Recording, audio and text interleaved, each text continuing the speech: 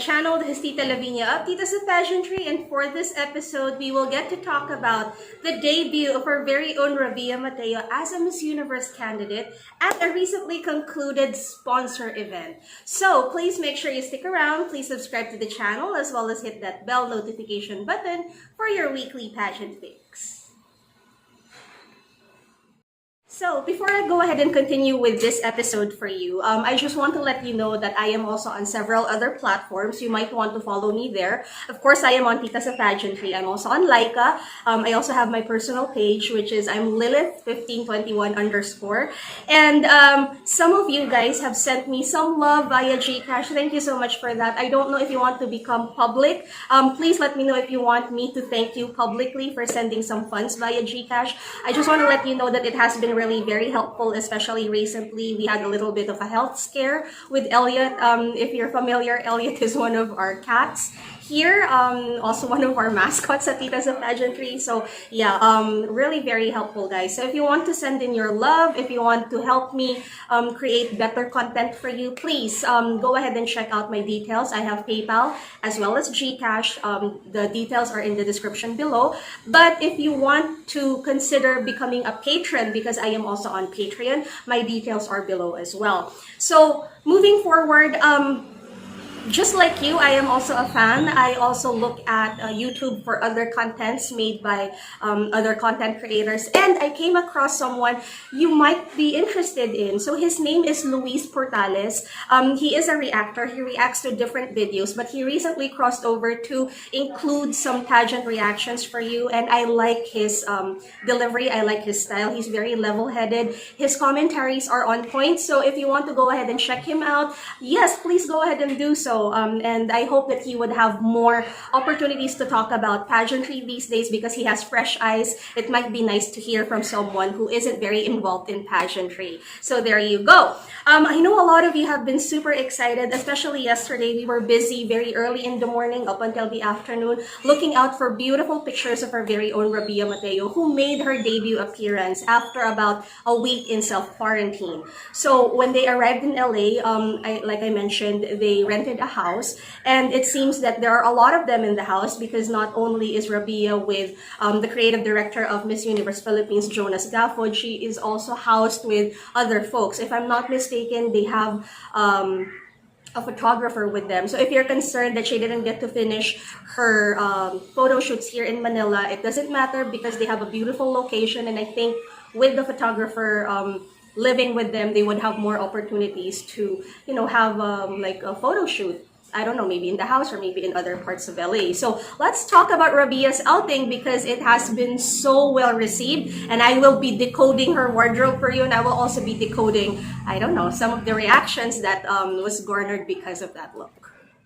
So I want to tell you a little bit about the event. The event was, of course, organized by Miss Olivia Quido-Co and her team. As we all know, Miss Olivia is the owner of O-Skin Med Spa. This is a luxury spa in LA, and they also happen to be one of the major sponsors of Miss Universe. So this event is actually quite important, especially if you are a candidate. Now, the ones who were invited were the ones who were early. We have Rabiya, of course. We have the beautiful Miss Colombia's Laura Olascuaga, as well as another beauty, Miss El Salvador's Vanessa Velasquez. So the girls had a fun-filled day. They had a little bit of an interview session with selected members of the media. They also had a photo op. They were able to promote some of O-Skin's products as well as take some video footages, which I think will be used at the final show of Miss Universe. You know, those little snippets that they show in between segments, they did that. So what was good about this whole event was that it was not just with the involvement of the selected members of the media, but it was also interactive because Miss Olivia organized a YouTube or a Facebook live session so that questions could come in and they could ask the girls directly. So yeah, it was a really great way to introduce a candidate's arrival, and it was a good way for us pageant fans to get more materials from our girl because there were so many materials to choose from. I think we had a fiesta yesterday. Here comes the part that you're waiting for, decoding Rabiya's wardrobe. Now, I do know that this look got mixed reactions. I will discuss this later on, but I will be telling you the impact of the full look that it garnered. Because when the first few images of Rabiya came out, I immediately thought, oh, this is Filipina Malibu Barbie personified. I mean, the color was so Barbie, the vibe was so Barbie. It was just so LA, but with the hint of Filipino. So I really like that they presented us with something different. Because whenever I think of Rabiya in light colors, I immediately go towards pristine white. I never really imagined her in powder pink. So it was really nice that they were able to offer us something different, and it worked. A lot of people thought about, hey, this is so soft, this is so delicate, it's very MI, but yeah, it could work for Miss Universe. So let me go ahead and give you information about the individual elements of this actual look. Let's start with the dress. Now, the dress is very on trend. The poofy sleeves is very on trend. We see this a lot with the Korean styles with, the form-fitting dress with the billowy sleeves. This is exactly what they've done. Now, I think we have a little bit of that, ownership when it comes to the flamboyant sleeves, because we can always attach to this with our history with the butterfly sleeves, with our terno, with our Maria Clara. So yeah, we can definitely go for really flamboyant sleeves this time. But the dress itself was custom designed and custom made by LA-based designer Veejay Floresca. Now, if you're not familiar, Veejay, of course, is a Filipino designer, and her style is very feminine. I do know that she takes pride in the make of her garment. That's why if you look closely at Rabiya's dress, it's fitted to perfection. It has a corset underneath. A lot of you have pointed out that the hips seem padded. I will not counter you on that because it does seem that way, but that's why I like the make of the dress, because it is fitted to perfection and it sculpts you. It really complements Rabiya's curves and makes it more streamlined. So if you look at the dress itself, it did not make Rabiya short because the cut was just under the knee, and it made Rabiya stand out because of the volume of the actual sleeves. Now, did I like the sleeves on the dress? Had it been my way, I would have taken the sleeves off. But because it was the actual design direction of the dress, I would definitely understand. The dress itself could really stand alone. The reason why it garnered mixed reactions was because they added other things to the dress, which could actually work as a statement piece on its own. Now, moving forward, or moving on to the other elements of the design, her earrings were custom-made earrings by one of my good friends, Christopher Munar. Now, these earrings are statement earrings. They're big, they're bold, they're floral, but they had crystals, a little bit of that synthetic petals, as well as beadwork. So these are the earrings that we get to see a lot of, especially during summertime. She also held a bag. Now, the bag is very interesting because this bag is also quite on trend. It's circular. We have came across this bag in other designers such as Chanel. I have a favorite that I use in a lot of my digital collages. It's a brand called Rosantica, but the bag that Rabiya wore is quite special because this is from Vesti PH and it's from the Liwayway series. Now, according to the folks who made the bag, this is hand embroidered and hand beaded by the women embroiderers of Lumban, Laguna. So that in itself is a piece of the Philippines that you would really feel proud carrying. Now, the actual bag is made from piña cloth that came from Aklan, but it was assembled by the artisans in Marikina, something that makes me very proud because I am from Marikina as well. So, I really like the thought process of the actual ensemble. Was it my cup of tea in terms of styling? Maybe not, because I do feel that it became busier when they added all of these things together. But does it matter? It does not matter what I think. A lot of you also think the same way. A lot of you felt that the overall styling was really busy, but it does not matter, guys, because a lot of people like the look. And let me tell you further why it does not matter. It does not matter because even if there were improvements that needed to be made when in terms of the overall styling, even if editing was needed in terms of the overall styling, it announced Rabiya as a front runner nevertheless. The look itself was a statement in telling other people that Rabiya is ready, that she has a team behind her, that She is not someone that we sent to Miss Universe on her own devices. As we all know, guys, she has an entourage with her. She looked like a movie star. Even her arrival at the venue is very much like a movie star. Now, if I am a contestant at Miss Universe, and if I would be competing against Rabiya, I would be very nervous because that alone is so intimidating. Would I have made some changes with the styling? Yes, I would have. But again, I understand the direction that the styling team took. I will not go ahead and preach that they should have removed this and removed that because we are just spectators. These people, this is their job. But had it been my material to play with, yes, I would have made some changes with the earrings because like what I mentioned earlier, the dress itself could stand alone as a statement piece. Now, I will be flashing the edit that was done by Pageants and Carpets, one of my favorite pages on Instagram. I think that I like the direction of the edit because Pageants and Carpet, we have a very similar taste level, I think. So what he or she did, because I don't actually know who the admin is that he or she removed the earrings. I think studs or like a simple pearl stud would have made a really elegant impact as well. Maybe the earrings could be reserved for a much simpler look in the future, but anyway, that's already there.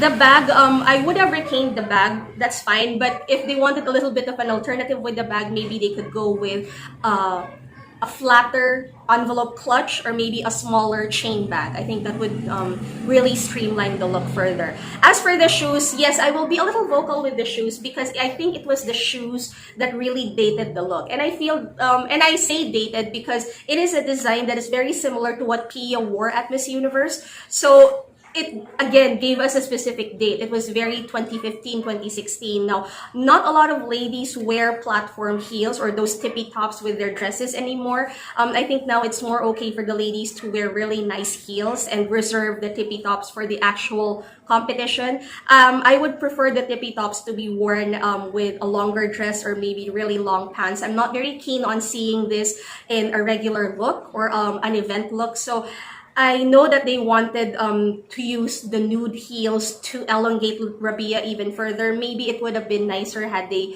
chose maybe a nice nude pumps or maybe like what Pageants and Carpets showed, nice pink, like a shade of pink for a slingback type of shoes, something like that. But overall, I think I'm just really nitpicking.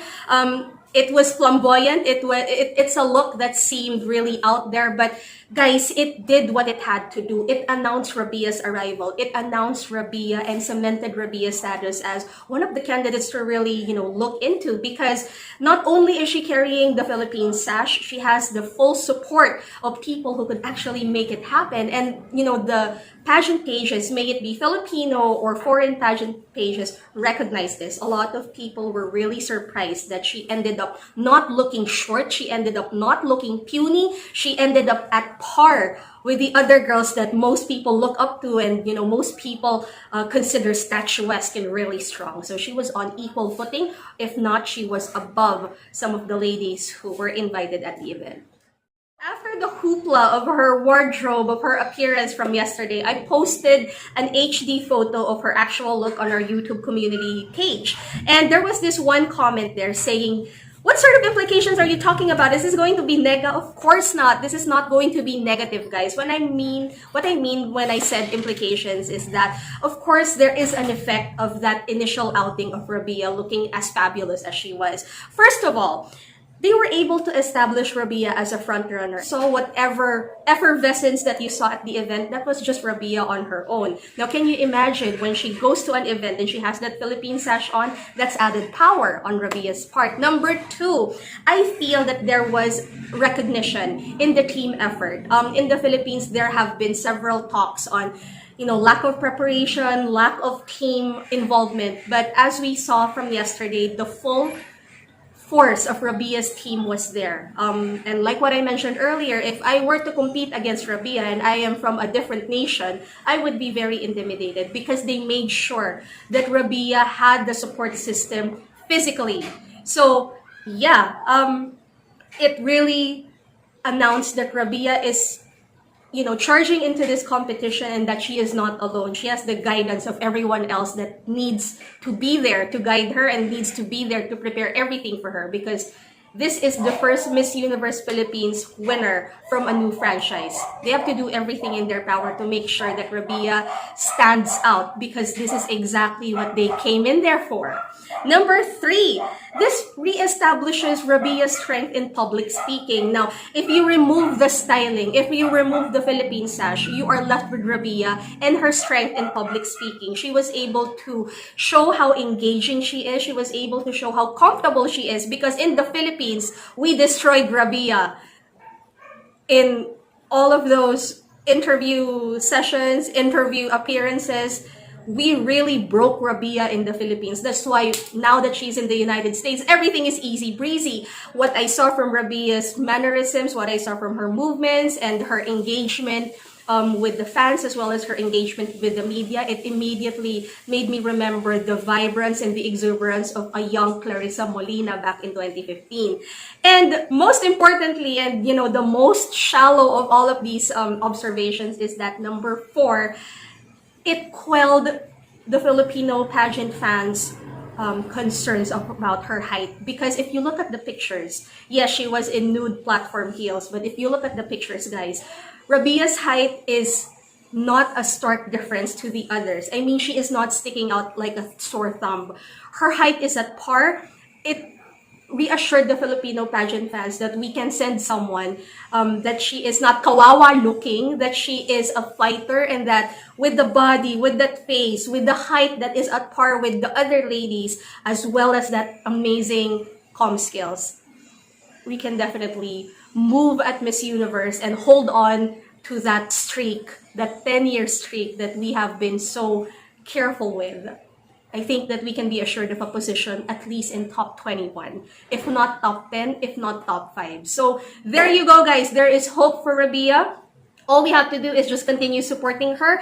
This is now a great time for me to say that Rabiya is leading really, really well at the Lazada site, as well as the Miss Universe voting app. But of course, we cannot rest our laurels with that. Please, I urge you guys to download the Miss Universe app. If you're not from the Philippines, if you're from the Philippines, go ahead and download the Lazada app so you could vote for our girl. Thank you so much, and I will be seeing you in the next few events that are lined up for Miss Universe, with the involvement, of course, of our very own Rabiya Mateo. So thank you for your support, guys, and I will see you soon. Bye!